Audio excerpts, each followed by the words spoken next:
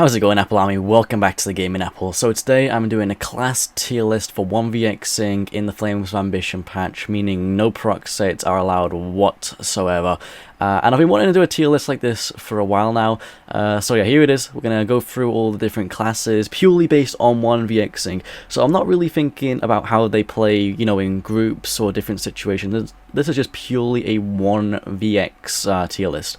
At the bottom you'll see all in green, we've got all the STAM classes, and all in blue there, we've got all the magic classes. And then to the left we're gonna put them in S, A, B, C, and D rank. Yes, we're going all the way down to D rank because I just think going all the way down there are just some classes that just don't perform as well in 1vx's in comparison to others, but we'll get right into that. So ignore the footage in the background, or don't. It's just it's just there just to fill the space as entertainment. But yeah, the main stuff is just I'm going to be listing them on the left for you guys. Okay, so we'll start off with the staminas. So we will go for which stamina should I go for first? Stampler. Yeah, a nice solid class. Stampler goes in with the B. It's not amazing. It's no way an S tier, right? It's not amazing. And when I get on to the S tiers and the A tiers later, you can clearly see why it isn't. But it has great healing. It has a great cleanse. The biting jabs this patch are doing really well, and you got great pressure on it. The thing that Stampler is kind of lacking a bit this patch is an execute. I've seen a lot of people needing to run an execute, but if you stack penetration with it, you can really do enough pressure, and when you do your ult combo, you can still kill people, which is really nice. And then when you if you put a bow on this, or sword and board race against time like I do, your movement speed is great. The one main flaw that I would say that Stampler has in comparison to some of the other Stam classes, well, actually all the other Stam classes, past Stam Nightblade, it is the fact that it can't hold its ground very well. You can have loads of resistances, but you can still feel squishy. It doesn't have that damage mitigation. You do have to rely on your cleanse, your movement speed, and then as soon as you get outnumbered, you need to be using line of sight a lot more. So yeah, that's one of the main drawbacks for Stampler. That's why I put that as a B.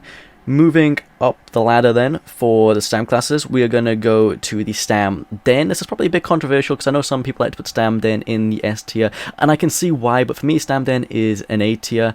Actually, in my opinion, Stam Den is the second worst Stam class this patch.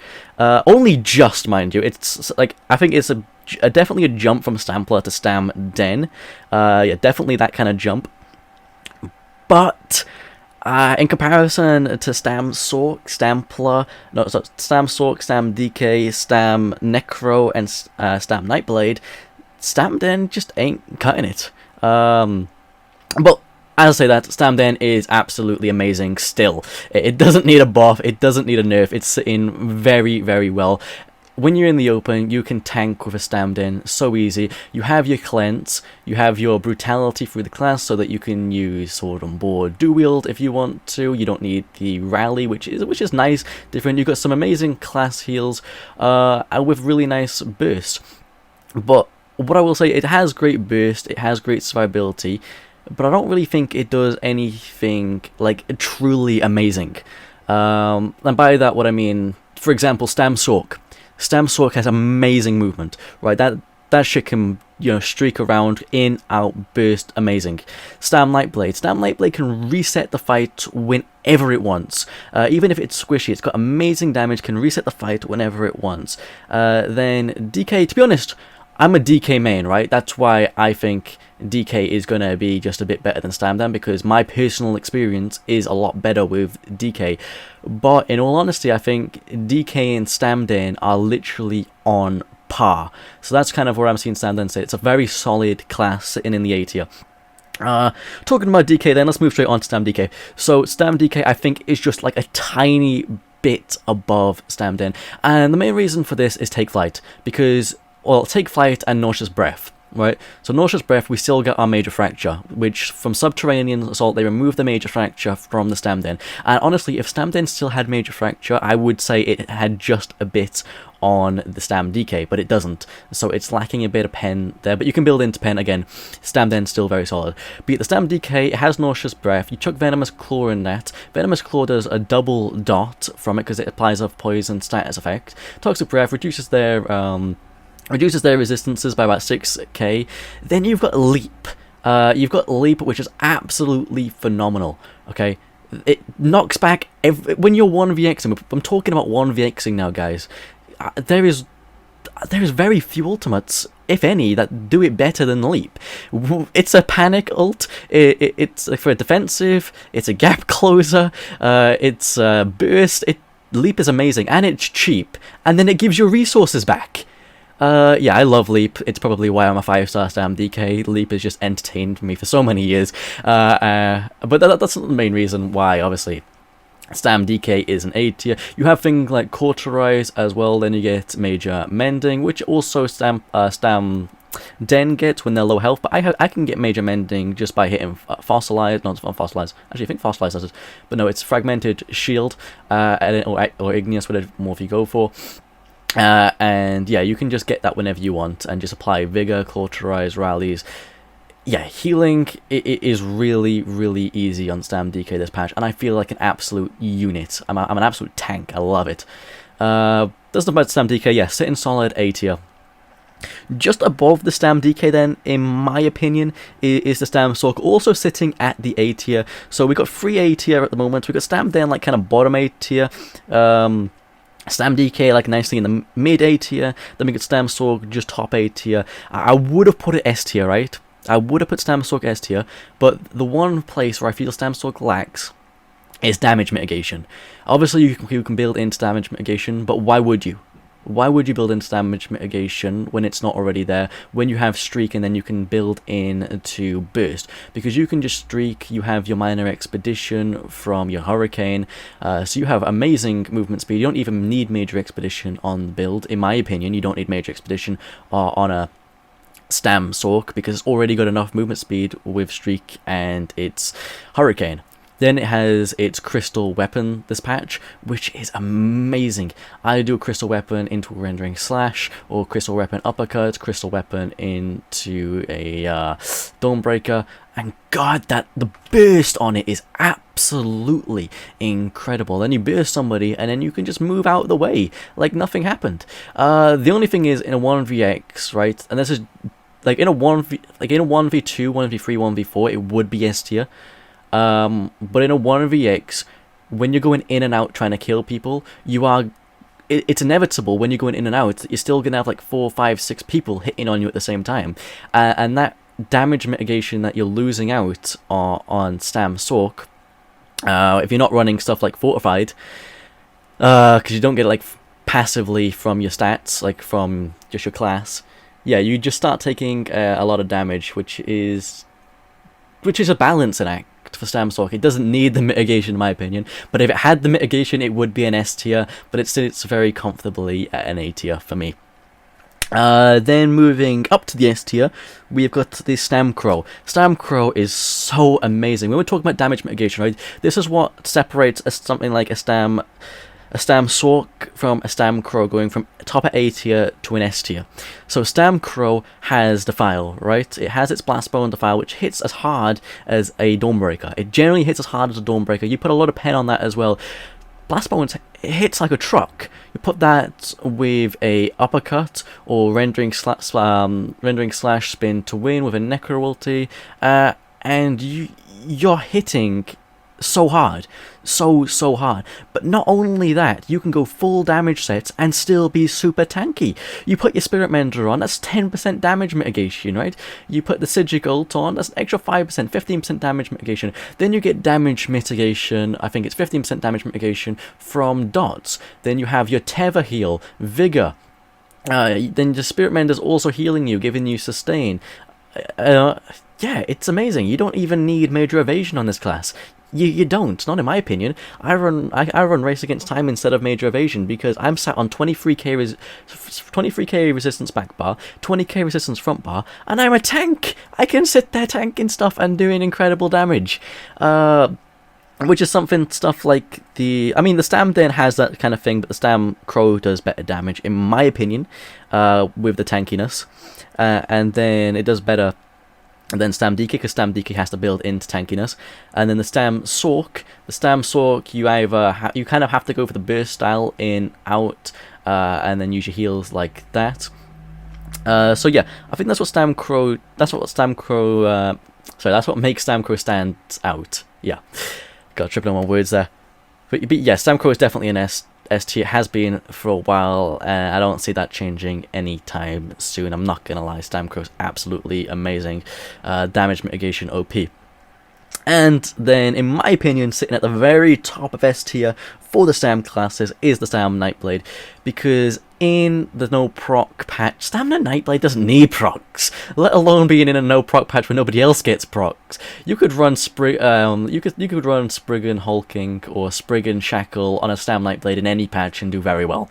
Just the fact that you can run that or Spriggan's Hunting this patch and be against people that also have to use the same sets without all their proc sets is amazing for Stam Nightblade, because you have amazing burst with Incap, Relentless Focus, and Surprise Attack. I mean, you don't need an Execute. This stuff hits like a truck. You can burst people down like it's nothing. And then you can go invisible, you can teleport, you can reset the fight whenever the hell you want, whenever you need to, which is amazing for 1vx, because in other classes, or on many other classes, you don't get that luxury of being able to reset the fight. You do on some others, but yeah, not many classes you get to reset the fight, and I think that's what makes Stam Nightblade so amazing. Obviously, you have to be a skilled Stam Nightblade. If you're not skilled, you're not gonna, feel the effects of it that much, because it's a very skillful playstyle. But if you can learn how to play Stam Nightblade, God, is it powerful. If you don't want to die, it's unlikely that you will die, right? If you don't want to die, you probably won't die. Which is the great thing about Stamina Nightblade. Okay, so that's all the Stam classes done. Obviously, this is my opinion. I feel like I've done everything just in this. I think some people are gonna want, like in my A tier, I've said that it goes Stam Den, then Stam DK, Stam Sork. I think people are gonna have difference of opinion in there a bit, but overall, I think that those ratings are fair for 1vxing. Right. Then let's move on to the magic classes. Generally not as strong as Stam classes, but there are some exceptions. So, Mag DK. Yes, we're going to start from the bottom and work our way up. Mag DK sits at a solid D. It does. Sorry guys, but for 1vxing, I don't care what people say, if they love Mag DK. Actually, to be fair, if people love Mag DK, they should know that Mag DK is like a D. You're lucky I didn't put this as an E. I'm generally serious, you're lucky that this isn't an E. I think the only reason that this isn't an E, right, is the fact that if you go for a glass cannon kind of build, you have amazing burst, which gives you some 1vx potential. The only issue is with that glass cannon, is the fact that you're a glass cannon. To be able to 1vx on a Mag DK, you have to be a glass cannon, full damage, pardon me, relying on AoE heals, relying on just absolutely nuking people, because if you build into tankiness, you don't have enough damage to 1vx, purely because when you build into more damage, when you build into more tankiness on a Mag DK, not only does sustain become more of an issue, because you're probably in more heavy and less light, so sustain will become more of an issue for you, but then also your damage becomes a bit more of an issue, because you're not getting that massive pen from light armor. You maybe have another defensive set instead of an attacking set, which means that you have to wear down your opponents. And in a 1vx situation, you don't get time to wear down opponents. They have to be dead. Like, if you turn around and you want somebody dead, you need the ability to burst. And on a Mag DK, when you build more defensively, you don't have that. You have the pressure, and that's the Mag DK's weakness there. That's one of the Mag DK's weaknesses. The other weakness being its high skill cost. What is that about? The Mag DK high skill cost is crazy. You can handle it 1v1, 1v2, but as soon as you're 1vxing, you're going to really struggle for sustain. You really are. And then movement speed as well. Movement speed is really difficult on a Mag DK. And then if you want to go Mist Form for a Mag DK, for the movement speed and the damage mitigation, that increases the skill cost even further, which it doesn't need. So you're kind of forced to go for race against time if you want to keep your skill cost low. Which race against time is a great thing, but then you're kind of forced to go into the glass cannon playstyle, which for 1vxing it is just not suitable. I think that's enough about MagDK. You get the point. It's garbage for 1vx. 1v1, it's an absolute machine. But for 1vx, I just don't see it. But let me know what you think about that in the comment section down below. Moving on to the C class, I think honestly C class is a Magblade. So Magblade is better than it was last patch. I think last patch I would have put MagDK like as a D-E. Sorry, no, not Magblade. MagDK like a D-E, and Magblade about at about a D. But honestly, I think Magblade is a solid C right now. Obviously, a B being a Stampler. Okay, let's just give that some thought. A B being a Stampler. And a MagDK being a D, and I think Magblade is better than a MagDK for 1vxing because it has the, if you put Race Against Time on it, you have the ability to move. You can be quite tanky with your Dark Cloak, the one that doesn't make you go invisible. Can't remember. I think it's Dark Cloak. Yeah, the one that doesn't make you go invisible, gives you some protection, heals. Then you can teleport as well, so you can reset the fight quite nicely by teleporting and using your movement, which is amazing for 1vxing. Obviously, movement is key. I think it still lacks a bit on the pressure. You kind of are forced into the Soul Tether kind of Soul Tether, well, their version of Incap. I can't remember the name of it. Yeah, their version of Incap, and then their kind of, what's their spammable? Sorry guys, I can't remember their spammable, but it's the one that they do it. Their range spammable. You know what it is, the Soul thing, right? Anyway. You're kind of just limited to them and then their version of Relentless Focus. So my knowledge on Magblade isn't the best with their skill names. But what I will say, I've never had an issue with a Magblade this patch. They can be on the tanky side, yes, and they can move around, which is great for VXing. But they're kind of forced into a few different skills in the burst. They don't really have that much pressure. So I just don't see it being a B tier. But honestly, in the no proc environment, it's doing much better than it was last patch because it's working off base stats really well, which is nice to see for the Magblade. So yeah, solid C. Then like a kind of higher C, we got the Magpla. Now the reason why the Magpla's a C is because the Sampler is a B, right? I think honestly the Magpla is better than the Magblade. Like, so the Magblade would be like, yeah, a solid C, then the Magpla would be like a C+. But it's not as good as the Stampler. It has good heals, it has a cleanse, it has good pressure, but it doesn't do anything amazingly. That's what I would say. It does everything well, it just doesn't do anything amazingly. It's an overall good and easy class to use, but for 1vxing, it doesn't have insane burst to nuke people down, which means you have to go for the kind of pressure playstyle. And yeah, if you kind of have to go into a more kind of glass cannon-y approach, pushing you into mist form, which is fine, but there's kind of like a set way to play it for 1vx. And I mean, it's just not as good as anything above this on the list. For example, coming into the Magden. The Magden has really solid heals, and it has really good burst. The reason why the Magden is going to be a B is because it struggles with its stun. So you kind of, it doesn't really have an instant stun unless you use a kind of Flame Reach, which many Magdens don't use. They use their stun from the Arctic Blast. But yeah, the stun is a bit iffy on Magden, but it does have really good AoE damage when you do your, what's it called? When you do your big AoE Frost ulti, sorry, I can't remember the name of it. Yeah, when you do that with your version of Subterrane, you also get the Fracture from your version of Subterrane still, which is really nice. Amazing damage. Yeah, overall, it has really good burst. You got wings. You got your wings for your Minor Berserk, your Major Expedition. Yeah, you got your amazing overtime heals. You feel tanky. It is better than a Magpla for 1vxing. It has a lot more utility and kind of ability to move around, burst people down, and still remain really tanky, which is why it's not the C tier and it's moved up. But yeah, so absolutely solid. And then also sitting in the B tier, in my opinion, is a Magcro. This is going to be controversial. Some people think that it's not the best. I think a Magcro is a B tier for 1vxing if you're a skilled player. And I've got to go off what its potential is, not how easy it is. I'm going off its potential. And Magcro has amazing potential. It really does. It has amazing tankiness, just like the Stam Necro. Mag Crow tankiness is amazing. If you don't want to die on a Mag Necro, you're probably not going to die. Yeah, it's absolutely got some phenomenal heals. Then its blast bones do amazing damage, and if you do a blast bones into, I think that's the Grave Digger with the the synergy, that synergy can go for about 15-16k easy if you build into it, and then you chuck a Colossus on top of that. You can nuke players down from 100 to nothing in a second. I'm not joking. And for 1vx, there is a few things that you need. You need the ability to move.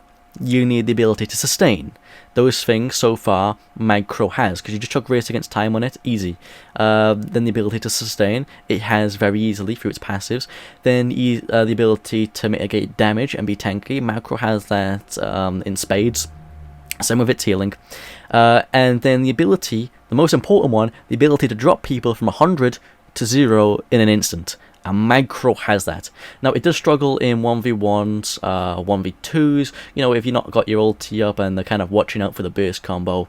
But, you know, it takes a lot more methodical approach to get them down and to kill them, and is a lot more difficult, especially killing people 1v1. But that's not what I'm talking about here. I'm talking about 1vx, and goddamn, Mag Crow's strong. Yeah.